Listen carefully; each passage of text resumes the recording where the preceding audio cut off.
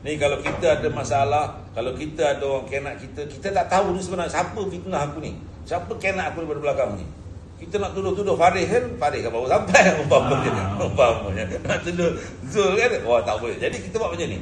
Amal surah ni, Bismillahirrahmanirrahim. Subhanallah wa bihamdihi, la quwwata illa billah, ma sya'allahu kana, wa ma lam yasha' lam yakun, a'lamu anna Allah ala kulli syai'in qadir, wa anna Allah qad ahata bi kulli syai'in ilma.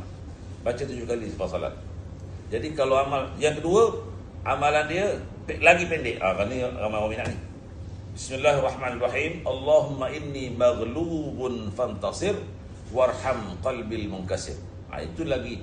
Tapi kalau orang tanya lebih mana powerful, sebenarnya isu powerful tak ada. Sebab kena yakin je.